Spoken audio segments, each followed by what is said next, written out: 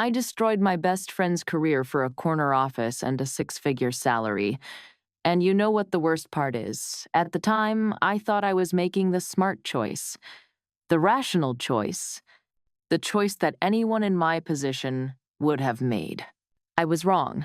6 months after I got that promotion, everything fell apart, but not in the way you'd expect. Not in some obvious immediate karma comes back to bite you kind of way. No, it was slower than that, more painful, like watching a building collapse in slow motion while you're standing inside it. My name is Lydia Grant. I'm 29 years old, and this is the story of how I learned that some decisions can't be undone, some betrayals can't be forgiven, and some prices are way too high, even if you don't realize it until after you've already paid. Let me take you back. Back to when I thought I had it all figured out. I work for a tech company in Seattle called TechWave Solutions.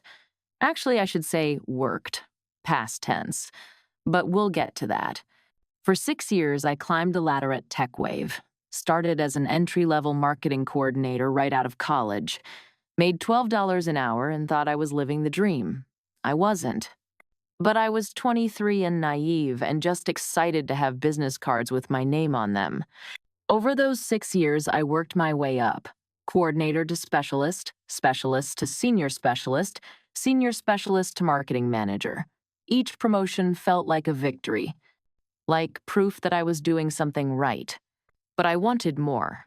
I wanted the director position, the one with the actual power, the one where you made decisions instead of just executing other people's ideas. The one where you sat in the important meetings and people listened when you talked. And the money. I'm not going to pretend the money didn't matter, because it did. Student loans don't pay themselves. Neither does rent in Seattle. A director-level salary would change everything. So, yeah, I was ambitious. Is that a crime? I don't think so. Or at least I didn't think so. The other person you need to know about is Maya Patel, my best friend. Or she was anyway.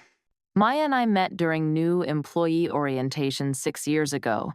We were both 23, both terrified, both pretending we knew what we were doing. We bonded over terrible break room coffee and the realization that neither of us understood what our job descriptions actually meant. From day one, we were inseparable. Work wives, we called ourselves.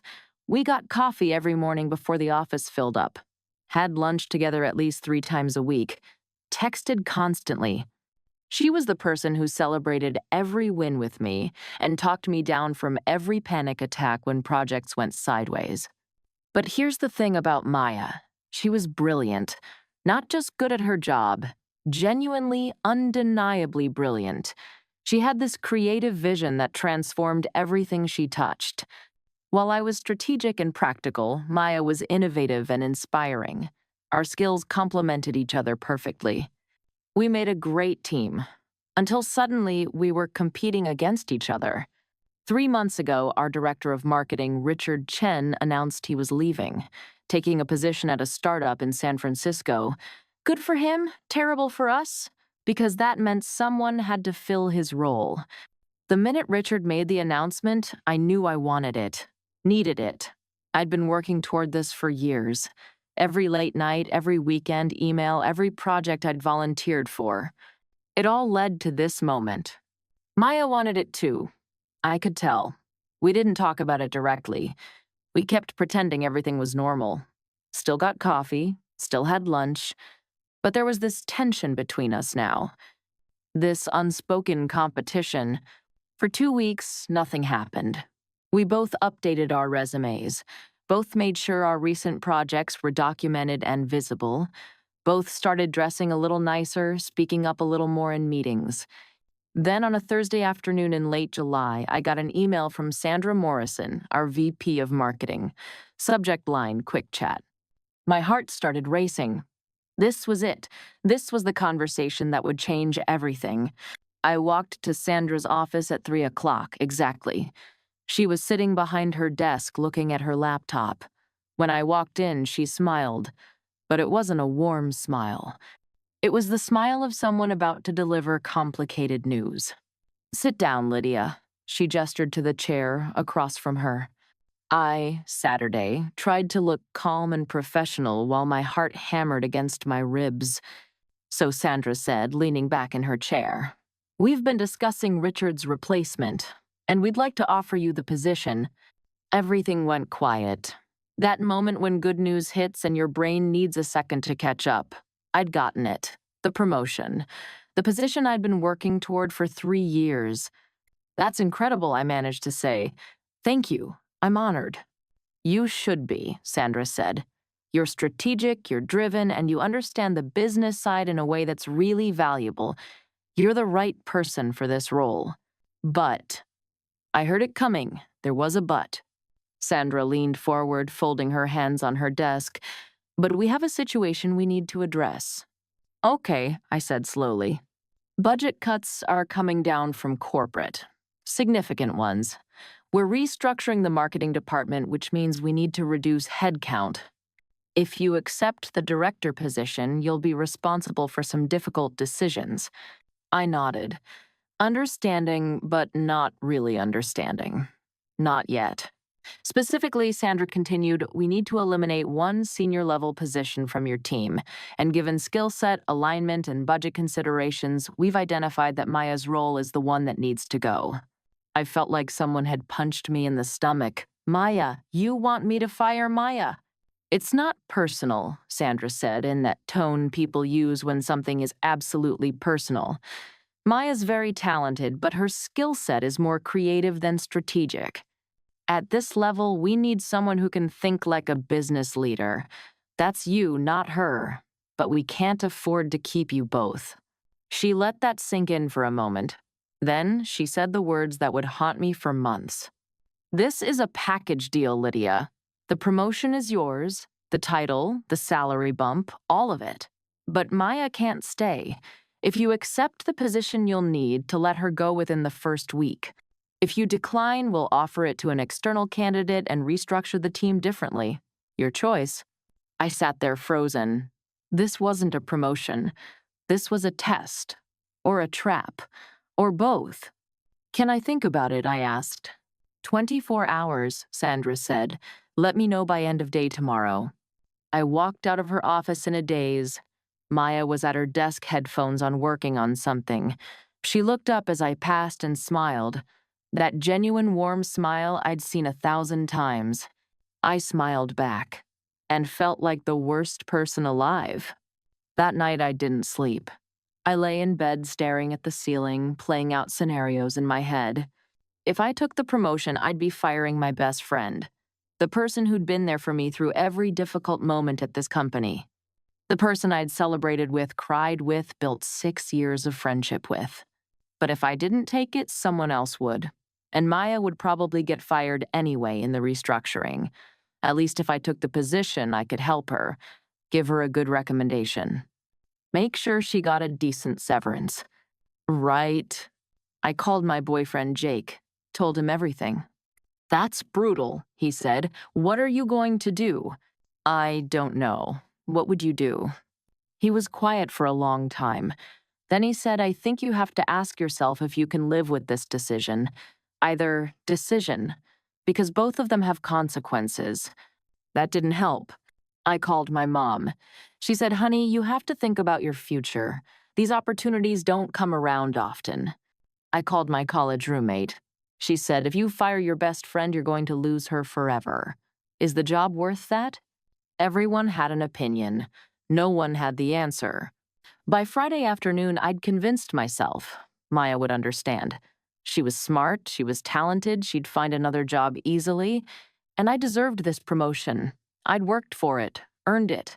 I sent Sandra an email at 4:45, simple and direct. I accept the position. Thank you for the opportunity.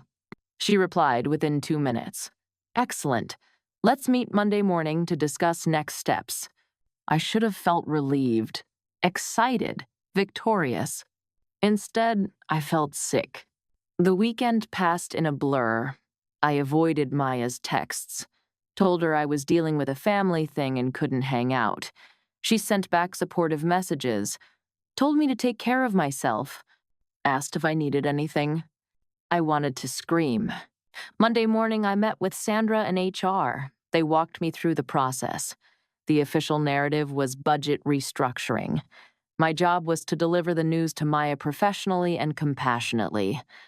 They'd already prepared the severance package: 2 weeks' pay, continuation of benefits for 30 days. Standard stuff. "You'll do this Wednesday," Sandra said. "That gives you a day to settle into the role and prepare." Wednesday, 2 days away. 2 days before I destroyed my best friend's career. I moved into Richard's old office on Tuesday. Corner office. Windows overlooking the Seattle skyline. Fancy desk. My name on a plaque outside the door. Director of Marketing, Lydia Grant. It felt hollow. Maya stopped by around 11, knocked on the open door. "Look at you," she said, grinning. "Corner office and everything. This is amazing, Lydia. You totally deserve this." "Thanks," I managed to say. "I'm still getting used to it." "We should celebrate," she said. "Drinks after work?" "I can't tonight. Maybe later this week." "Sure," she said. "Just text me." She left, and I sat there feeling like the absolute worst human being on the planet. Wednesday morning came too fast. I'd barely slept, kept rehearsing what I was going to say, trying to find words that would make this okay. There were no words that would make this okay.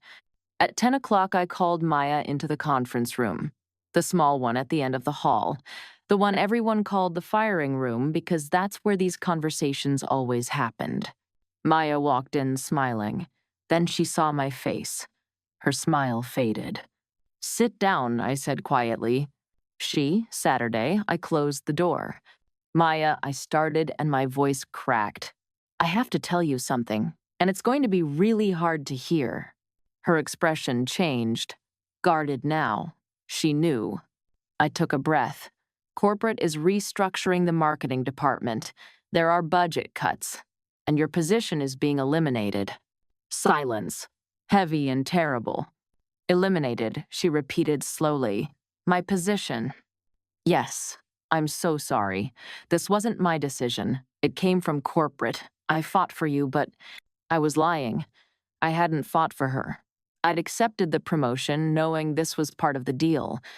When she asked, her voice was flat. "End of day, Friday. You'll get 2 weeks severance and 2 weeks for 6 years. I know it's not enough. I'm going to write you the best recommendation letter. I'll make calls. I'll help you find something better." She just stared at me. And then she said the words I'll never forget. "You knew, didn't you? You knew about this before you took the promotion." My stomach dropped. "Maya, you knew." She stood up. "You knew they were going to fire me and you took the job anyway. It's not that simple." "Yes, it is." She was crying now. Angry tears. "I thought we were friends, Lydia. I thought you had my back. But you sold me out for a corner office and a pay raise." "That's not fair," I said, even though it absolutely was fair. "You're right," she said. "It's not fair. None of this is fair. But I guess that's just business, right? That's what you'll tell yourself." She walked to the door, stopped with her hand on the handle. "I would never have done this to you," she said quietly. "Never." Then she left. I sat in that conference room for 20 minutes. Just sat there, crying, hating myself. But I'd made my choice, and I had to live with it. Maya cleared out her desk by Thursday afternoon. Didn't say goodbye, didn't look at me. She was just gone. And the office felt different, colder somehow.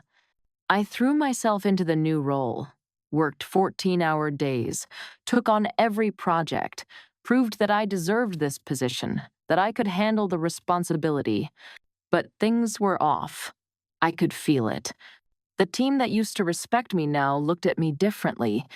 They'd all seen what I did to Maya. They knew the real story, and they didn't trust me anymore. Projects started failing, not catastrophically, just small things. Missed deadlines, communication breakdowns, people requesting transfers to other departments. And Sandra. She got promoted 3 weeks later. VP of Marketing at the New York headquarters, big raise, big title, big career move. She'd used Maya's campaign concepts, the innovative approaches Maya had been developing. Sandra presented them to corporate as her own work, as the marketing team's collaborative effort, and rode them straight to a promotion. That's when I realized what had actually happened. Sandra had wanted Maya gone so she could steal her ideas, and she'd used me to do it, made me the bad guy, made me fire my best friend so Sandra could take credit for her work and climb higher. I'd been played, and I destroyed my friendship with Maya for nothing. I tried to reach out, called her phone. It went straight to voicemail. Texted her. No response. Sent her messages on every social media platform. Blocked. On everything. I drove to her apartment one Saturday. Knocked on the door. She didn't answer, but I knew she was home. I could see the lights on. "Lydia, go away." Her voice came through the door. "I don't want to talk to you. Ever." "I'm sorry," I said. "I'm so sorry. I know I messed up. I know I hurt you. But please, let me explain." "There's nothing to explain. You made your choice." I stood there for 10 more minutes, apologizing through a closed door. She never opened it. Over the next month, I learned through mutual friends that Maya was struggling, really struggling. She couldn't find work. Every company she applied to called TechWave for a reference. And Sandra, before she left for New York, had made sure to give vague, damaging references. Maya wasn't a team player. Maya had performance issues. Maya's departure was mutual. All lies, but effective ones. Maya's career was in ruins. Because of me. Because I'd chosen ambition over friendship. Because I'd believed the lie that this was just how business worked. Meanwhile, my new position was a disaster. The director title that had seemed so important turned out to be a nightmare. I was managing a team that resented me, running projects that were failing, reporting to a new VP who didn't trust my judgment. I started having panic attacks. Real ones. The kind where you can't breathe, and your vision goes dark, and you genuinely think you might be dying. I couldn't sleep, couldn't focus. Started making mistakes at work. Big ones. Jake noticed. Of course he noticed. One night, about 2 months after I'd fired Maya, we were having dinner. I was pushing food around my plate, not eating, not talking. "You're not okay," he said. "I'm fine." "No, you're not. You haven't been okay since you took that promotion. You've changed, Lydia. And not in a good way. I'm just stressed. It's a new role. It takes time to adjust." It's not the role he said. It's what you did to Maya. It's eating you alive. And honestly, I don't know if I can watch you do this to yourself anymore. "What are you saying?" "I'm saying I don't recognize you anymore. The person I fell in love with wouldn't have done what you did. She wouldn't have sold out her best friend for a job title. That hurt. Mostly because it was true. Jake and I broke up 2 weeks later. He said he needed space, said he hoped I'd figure things out. But he couldn't be with someone who was so clearly miserable with who they'd become. So now I'd lost my best friend and my boyfriend, all for a job that was destroying me. Great trade-off. 3 months into the director role, I was working late one night. It was almost 9. The office was empty. Just me and the hum of computers and the Seattle rain against the windows. I needed to book the conference room for a meeting the next day. Went to the scheduling system on the shared computer in the main conference room. That's when I saw it. Sandra's email was still logged in. She'd left for New York so quickly she'd forgotten to sign out. I should have logged her out. Minded my own business. But I didn't. I clicked on her sent messages. I don't even know why. Curiosity masochism. What I found made my blood run cold. Email after email between Sandra and HR, starting 4 months ago, before Richard had even announced he was leaving. Sandra had orchestrated the entire thing. The budget cuts fabricated. There was no corporate mandate. Sandra had pitched the restructuring herself, suggested eliminating Maya's position, argued that Maya's creative approach wasn't aligned with business objectives. But the worst part was an email to the VP of Operations, subject line succession planning. In it, Sandra laid out her entire plan. Promote me to director. Make me fire Maya. Take credit for Maya's campaign concepts. Use them to secure her own promotion to the New York office. I have Lydia positioned perfectly, the email said. She's ambitious enough to do what's necessary. And once Maya's gone, there's no one to challenge ownership of the strategic concepts. Clean succession. I sat there staring at the screen, hands shaking, heart pounding. I'd been manipulated, used, set up to destroy my best friend so Sandra could advance her own career. And I'd walked right into it. I could forward these emails, send them to HR, expose what Sandra had done, clear Maya's name. But that would mean admitting my own role, admitting I'd known Maya was going to be fired and had taken the promotion anyway. I'd lose my job, possibly face legal consequences. Or I could delete the emails, pretend I'd never seen them, keep my position, and try to move forward. I sat there for 2 hours, cursor hovering over the forward button, knowing that whatever I chose would define who I was. That's when my phone rang. Unknown number.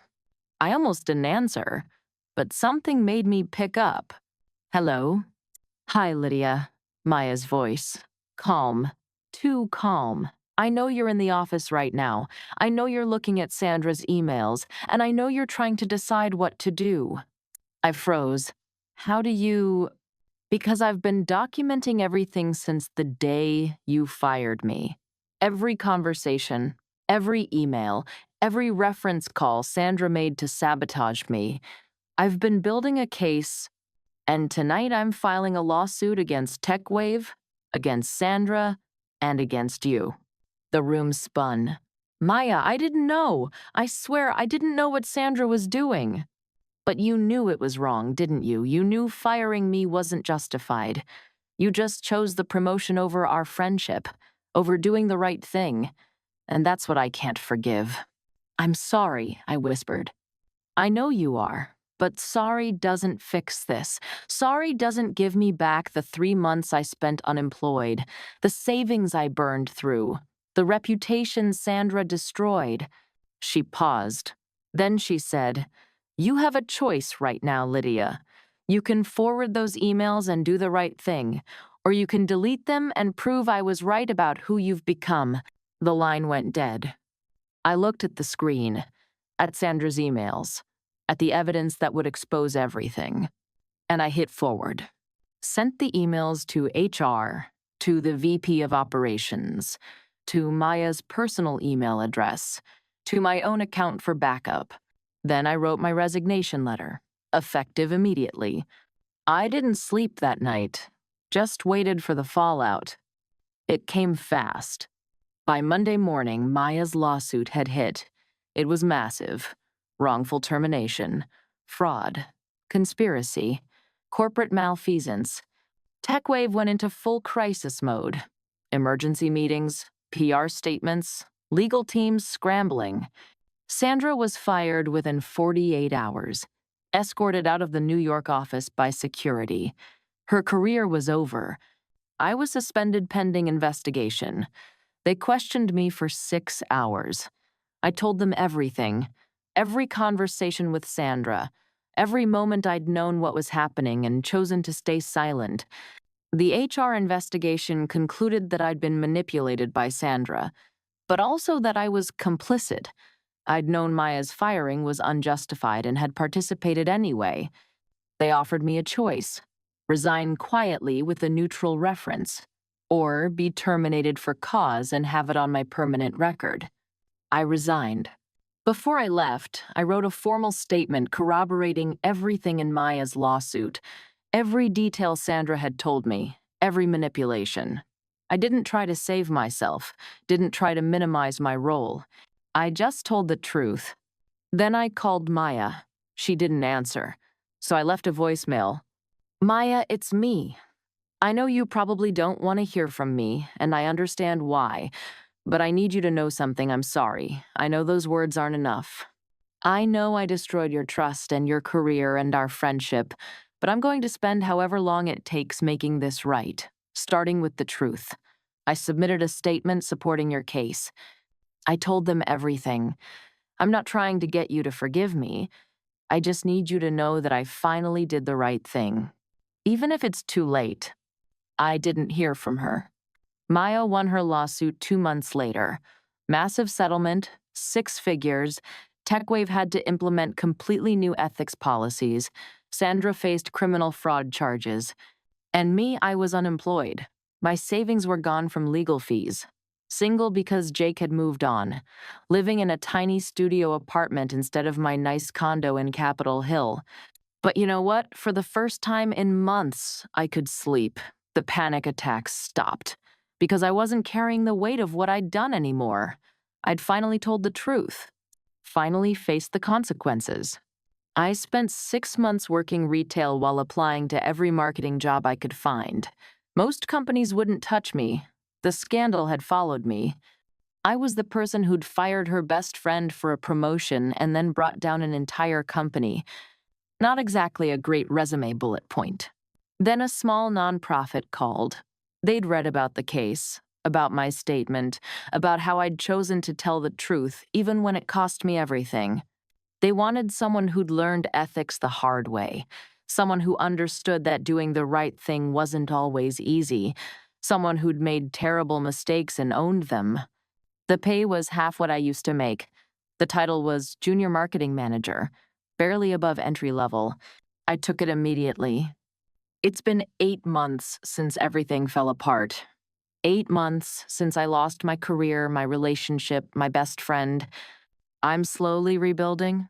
The work at the nonprofit is actually meaningful. I'm helping community programs, making a real difference, not just selling software to companies that don't need it. The pay is tight. I'm still dealing with debt, but I go to work every day without feeling like I'm going to throw up. That's something. Last week I saw Maya. I was at a coffee shop in Fremont, my usual spot on Saturday mornings, working on my laptop, pretending I had my life together. She walked in. I almost didn't recognize her at first. She looked different, confident, successful, like she'd moved on. I'd heard through mutual friends that she'd started her own consulting firm, that it was thriving, that companies were fighting to work with her. I almost left, almost grabbed my stuff and ran, but before I could, she saw me. Our eyes met. I expected anger, or worse, indifference, but what I saw was something else, something I couldn't quite read. She walked over, stood next to my table. Hi, Lydia. Hi, Maya. Silence, heavy and loaded with 8 months of unspoken words. I heard about your new job, she said, at the nonprofit. Yeah, it's good. Meaningful work. She nodded. That's good. That's really good. Another pause. I'm sorry, I said. I know I've said it before, but I need you to know I'm sorry. For everything. I made terrible choices, and I hurt you, and I can't take that back. No, she said, you can't. My heart sank. But she continued, you owned it. You told the truth when it mattered. That takes courage. I don't know if it was courage, I said. I think it was just finally doing what I should have done from the beginning. Maybe. She looked at me for a long moment. I'm not ready to be friends again, Lydia. I don't know if I ever will be. What you did hurt me. Really hurt me. I know. But I don't hate you anymore. And I hope you figure things out. I really do. She picked up her coffee order and walked out. It wasn't forgiveness, but it wasn't hatred either. It was acknowledgement.